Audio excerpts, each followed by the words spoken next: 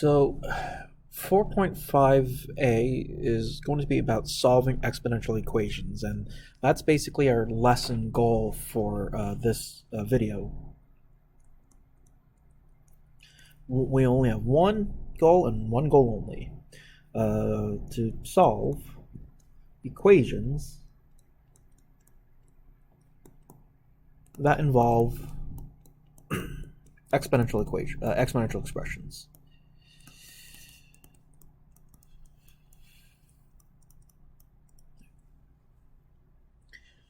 Now, for the past couple of days, we've established that this idea of a logarithm is looking at the idea of an exponential function, but in reverse. An exponential function puts the spotlight on the actual answer, actual result, whereas a logarithmic function puts the spotlight on the exponent itself.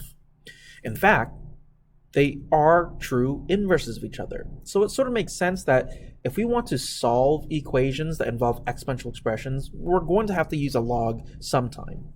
So that's sort of the main idea. Logs have the ability to, quote, bring down exponents.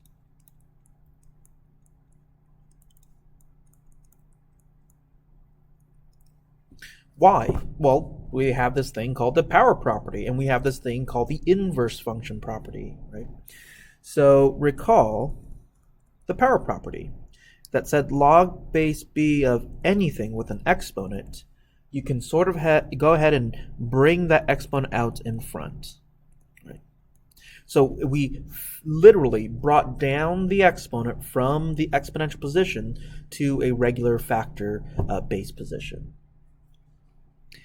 And don't forget about the relationship between functions and their inverses. Since logs and exponentials are inverses of each other, if you compose them together, if you put an exponential inside of a log with the same base, they sort of quasi-cancel out, leaving you with x. And the other way is true, right?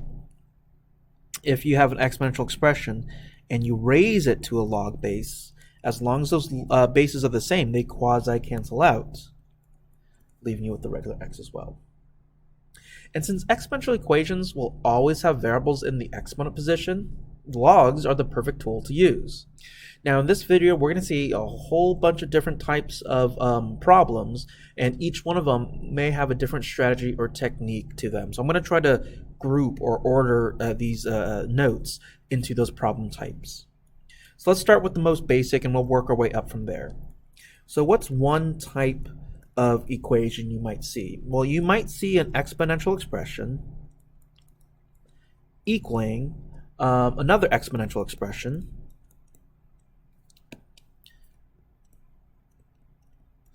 but they have similar bases, like bases. Now, I know earlier I just said that you use a log to solve an exponential, but this is sort of like a special case or a special type of equation. These types of problems can actually be solved without logs. We can solve it purely through logic, because an equation is not just something you do flippantly. An equal sign is such a powerful symbol. It says everything on the left-hand side is 100% on the right-hand side. So if I have an exponential equation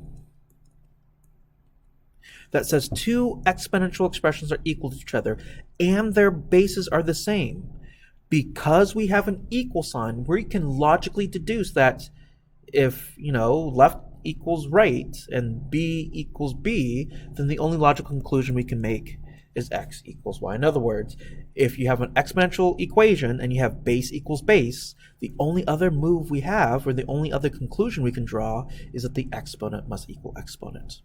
Let's take a look at a really simple example here. Suppose I ask you to solve 5 to the 2x equals 5 to the x plus 1, right? We don't have to do any logs here. Because the bases are the same, we can logically deduce that the other parts of the equation must be the same. In other words, we can logically deduce that the 2x must equal x plus 1. And notice that this is just a regular linear equation. So get x by itself, minus x from both sides, you get x equals 1. So like I said, that's these types of problems should be the easiest in the world. If the bases are the same, you go ahead and set the exponents equal to each other. Little tip or little suggestion, right?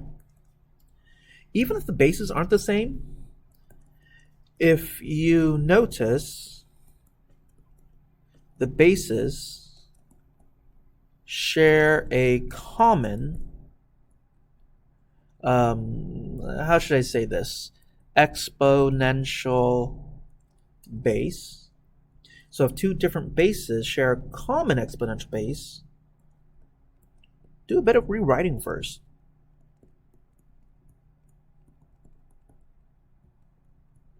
What in the world does this tip mean? Well, let's take a look at this next example here.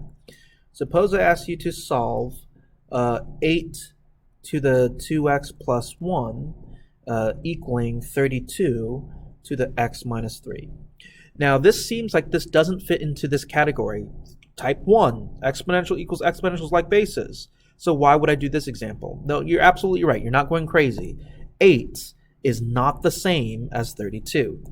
However, we're dealing with exponents here, right? Exponential expressions. 8 and 32. You should sort of have a feeling, you should have an inkling of a common base that they share. You sort of should have a gut instinct of, you know what, 8 and 32, they don't share the same, they're not the same number, but don't you think we can sort of rewrite them utilizing the same number, utilizing the same base? Well, I hope we have the intuition to know, so this is sort of like the background info, we should have the intuition to know that 8, that's the same thing as 2 cubed. 32, that's the same thing as 2 to the 5th power. So here's an example or a situation where, yeah, you know what, the bases aren't the same, but we can make them the same because they are both powers of the same base. So I'm going to go ahead and do that. Instead of writing 8, I'm going to substitute 2 cubed, but of course he has an exponent of 2x plus 1. Equaling, instead of 32, I'm going to write 2 to the 5th power, but of course he has an exponent of x minus 3. Do remember properties of exponents. Here we're stacking exponents, and according to the property, when you stack exponents, you multiply them together. So on the left here, I'm going to multiply the 3 with the 2x plus 1. That gives me 6x plus 3, equaling. And on the right-hand side here, I'm going to distribute or multiply the 5 with the x minus 3, giving us 5x minus 15. And lo and behold, we're back in the same situation. Hey, oops, there shouldn't be equal sign there. Hey, we have an equation, exponential equations. The bases are the same, so logically we can deduce that the exponents must be the same, right? So sometimes these non-like bases problems, they look like a different type, but really with a little clever rewriting, it becomes an easy peasy problem. So let's go ahead and solve this really quickly. I'm going to subtract 5x from both sides. I guess these are notes. I will show it. And at the same time, let's go ahead and subtract 3 from both sides. So you get x equals negative 18. But of course, hey, Mr. Vo, what if we can't rewrite them? What if they just don't share, or they're not powers of the same base? Well, let's break this situation or cases into 2 types. So type number 2, I'm going to specifically look at exponential equations that start off with exponential equals some number. Right? But I cannot write the other number using a common base. For example, suppose I asked you to solve 3 to the x plus 2 equals 7, right? There's no way I can rewrite the 3 and the 7 using the same base. Well, this is where, you can sort of use a log. This is sort of the job of a log. I need to solve for x, right? Ultimately, I don't care what type of equation I have. When you're solving an equation, you're solving for the variable. Notice how the x is in the exponent position. So no matter what technique we use, we definitely need to bring down the exponent. And that's sort of the big idea of this unit. Logs have the power to bring down an exponent. Now the bigger question is, what log should we use? Log base 5? Log base 7? What about log base 3? What about the common log? Hey, can I use an ln here?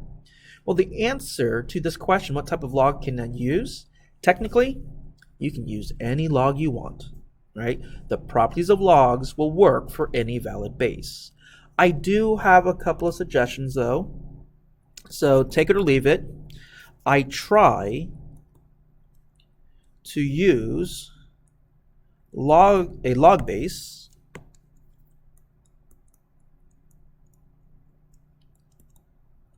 that matches your exponential base, or use base 10 or e. So base 10 is the common log, e is the natural log. The reason why I try to use a log base that matches the exponential base is because things just cancel out. I also suggest using always base 10, a common log, or an ln, base e, because our calculators can type base 10 and they can type an ln. It really doesn't matter which one you use. If you have a fancy calculator that can do other bases or not. So for my video, for my notes, I'm just going to go ahead and I'm going to follow my first advice or first suggestion. I'm going to use the same base as the exponential, just to save myself a step. So in this example, I hope everyone agrees that the variable's on the left here, and to bring down the x plus 2, I need to get rid of the exponential base of 3. So what I'm going to do is I'm going to wrap this equation inside of a log base 3. So I'm going to do a log base 3 of the left-hand side equaling the log base 3 of the right-hand side. So I rewrote it just to emphasize that I'm not doing anything special. I'm just putting the entire equation inside of its own log. Now, of course, on the left-hand side, log base 3 of 3, they sort of quasi-cancel out, leaving us with an x plus 2. There's nothing I can do here, so just leave it as is. In math, if you can't simplify, if you can't evaluate, just leave it alone. And then hopefully it's very easy to see that the last step to solve for x is to subtract the 2. Right. This right here, x is by itself, is what I would call the exact answer. And in math, the exact answer is the prettiest answer. There's no decimals, there's no rounding, you get all of the numbers in there. If for whatever reason you're solving a word problem or you're solving an application problem and you need the decimal, you would just go ahead and type this into your calculator and solve. Again, as stated yesterday, if your calculator cannot do base 3, we're going to have to do the change of base formula. So remember that to do the change of base formula, you just do the log of the argument divided by the log of the base, or an ln, because your calculator can do that. So this is the same thing as log 7 over log 3, whatever that answer is, minus 2. And if you went ahead and popped that guy into your calculator, you're going to get about negative 0.23. I'll be primarily looking for the exact answer, but sometimes the problem will ask you to approximate, especially if you're doing this topic on like Alex or something. Let's just go ahead and do another example, because again, I don't really like to leave you with just one for each type. Remember that we're solving an equation ultimately, so don't forget the normal rules of algebra. You don't want to do any fancy techniques. You don't want to do any fancy calculations until the variable is isolated. So notice this example, 8e to the 2x plus 3 minus 4 equals 28. Where is my variable? Here's my variable. Where is he? What position is he in? He's in the exponent position. What is holding on to the exponent? Just the e. So before I do any solving, I want to get that expression by itself. So I hope it's very clear to everyone that we need to get rid of the 8 and we need to get rid of the 4 first. This is just Algebra 101. So hopefully we all know what to do. To get rid of the 4, I'm going to add 4. 8e to the 2x plus 3 equals 32. Go ahead and divide out the 8. And now I can solve it. Again, I'm solving for x. X is in the exponent position, so I need to bring them down. That's the job of a log. I can use any log I want, but since this is base e, let's go ahead and do an ln on both sides. So I'm going to do an ln on the left-hand side equaling an ln of the right-hand side. ln and e, they quasi-cancel out. 2x plus 3 equals ln of 4, and I hope it's child's play from this point on. I don't want to write it down. You guys can do this in your head, I hope. Subtract the 3 and then divide out the 2. So x equals ln of 4, subtract the 3, divide out the 2. So that's your exact answer. If you wanted a decimal approximation, right, that's approximately negative 0.81. Pure coincidence that these two examples have a negative answer.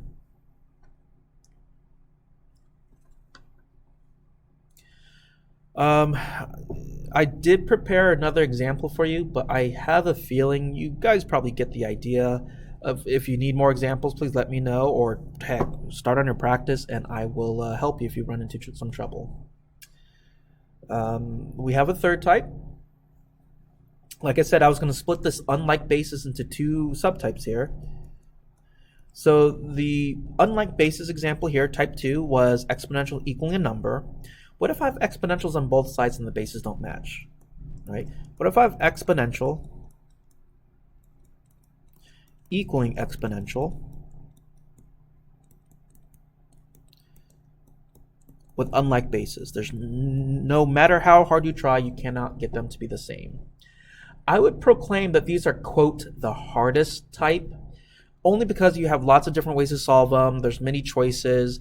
It's not hard in terms of algebra. It's just, if you're not a decisive person, you're going to have to make a choice. Actually, it's probably going to be hardest for me to grade because there's a bajillion different ways the final answer can look. But no matter if your answer doesn't match the answer key or if it doesn't match my answer, the decimal approximation should always be the same. So what are the skills? What is the technique to solve these types of problems? For example, I asked you to solve 7 raised to the x minus 2 equaling 5 raised to the 1 minus x. So you see in this case, I have x's on both sides. They're both exponential expressions, but the bases, 7 and 5, they have nothing in common. Well, I still need to bring down the x's. I still need to bring down the exponents, and that's the job for a log. Which log base do I choose? Do I choose a log base 7 to cancel out the left? Do I choose a log base 5 to cancel out the right? Or heck, maybe we should just choose a neutral number, just a common log, or an ln. It really doesn't matter, which is why, like I said, this is probably going to be a pain in the butt for me to grade. You can choose whatever log you want. Use log base 3 for all I care. Use log base pi. It doesn't really matter. For the purpose of the notes, I'm going to go ahead and probably choose log base 7 just because I felt like it. There really is no right answer or wrong answer as long as your math is good and correct. So let's take a log base 7 of both sides. Log base 7, 7 to the x minus 2 equals log base 7 of 5 to the 1 minus x. Now on the left-hand side, hunky-dory as always. Hey, log base 7 of 7, they cancel out. But oh shucks, the right-hand side. Log base 7 will not, quote, cancel out with an exponential base of 5. So are we stuck? What do we do?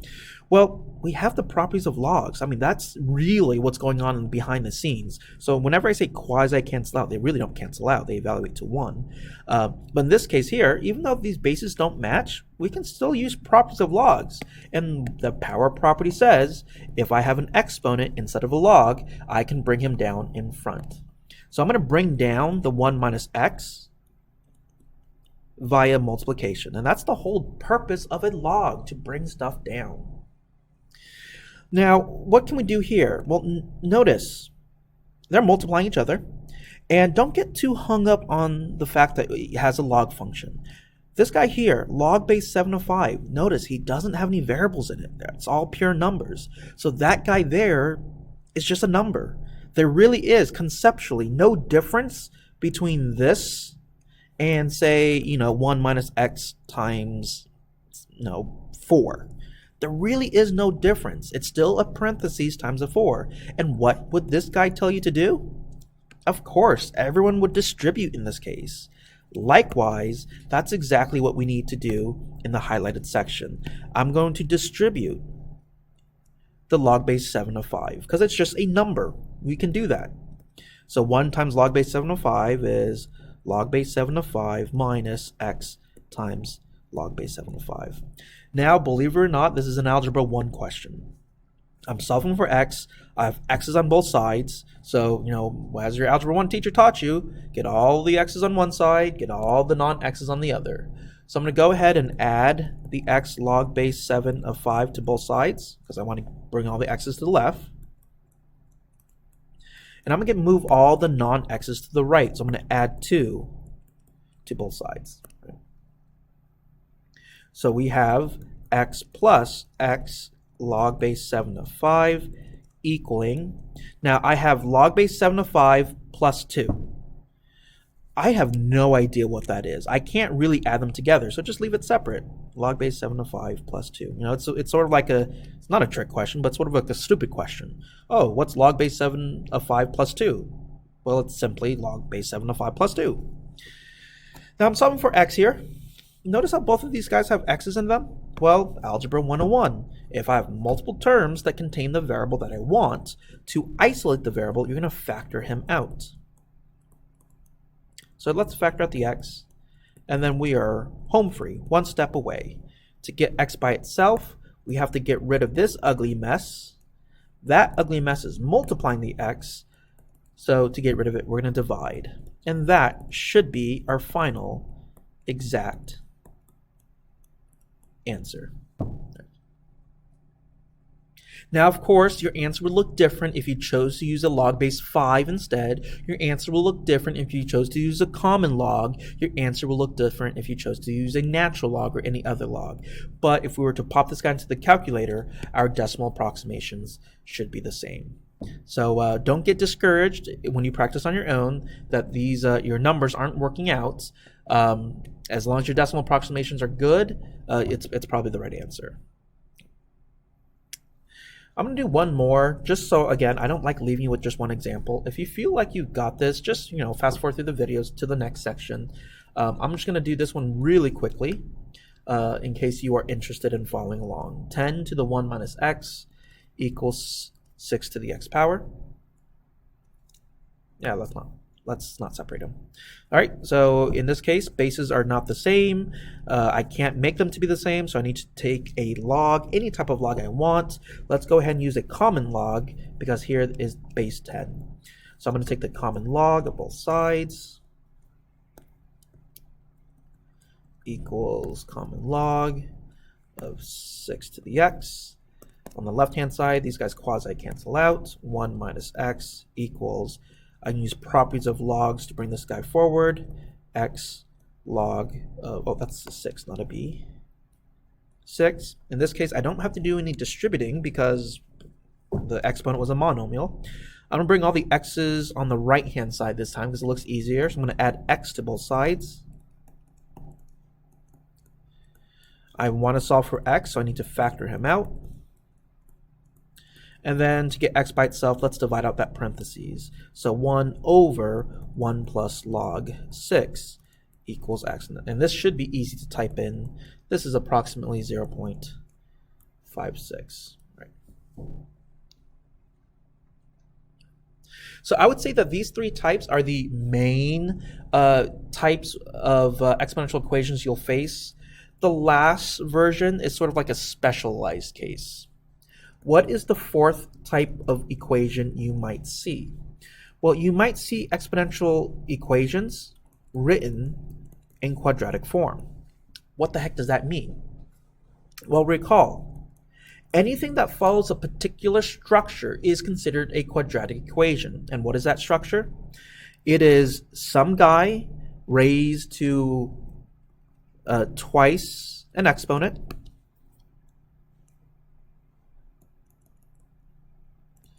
plus or minus some other guys raised to the single exponent, plus or minus a constant, right?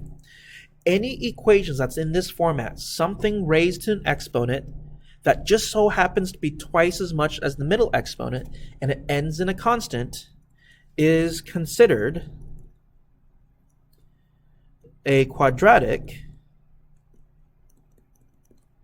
and may be solved using quadratic techniques.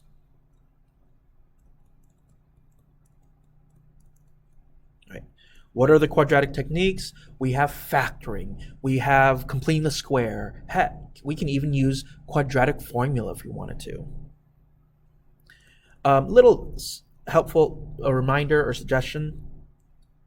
If you notice that your exponent is 2 times something, well, remember, that's the same thing as stacking exponents. The technique, if you are having a difficult time seeing this quadratic form, is to use something called variable substitution. For example, suppose I ask you to solve e to the 2x minus e to the x minus 6 equals 0. This is a hard-looking problem. But the idea or the thing you should notice is, wait a minute, we have 3 pieces, 3 terms. The first exponent is precisely the second, or twice as much as the second exponent. Hey, this is exponential form. So we can go ahead and solve this. What I want to do is I'm going to let the letter u equal whatever the middle exponential is. So in this case, the middle exponential is e to the x. So if I were to substitute or change this equation using u, this becomes u squared minus u minus 6 equals 0. That should be something that's more familiar to us. And then we can go ahead and solve this as normal. Let's try factoring. Hey, this guy is factorable. U minus 3, u plus 2. And then what solutions do we get? You get u equals 3, u equals negative 2. I didn't spend a lot of time. I just went straight to the answer because we should be experts at solving quadratics by now. Now the problem is, those are the solutions for u. I don't want u. I don't like u. My original equation was in terms of x's. I am solving for x. So make sure when you finally solve for u, you back substitute your variable substitution. The u is e to the x. E to the x. And then you just have 2 mini equations to solve. And I hope this should be a little bit easy. On the left equation, to bring down the x, I'm using ln. So let's take the ln of both sides. You get x equals ln of 3. On the right hand side, and on the right equation, do the same thing. Take the ln of both sides. So you get x equals ln of negative 2. Right? This is a good answer, but this right there is a bad answer. As we should have seen on Monday's lesson, that was 4.3b, when you guys found the domains of logs, you remembered, I hope you remembered, that the argument of any log must be greater than 0. So the fact that, we have a negative 2 instead of log, we throw them away.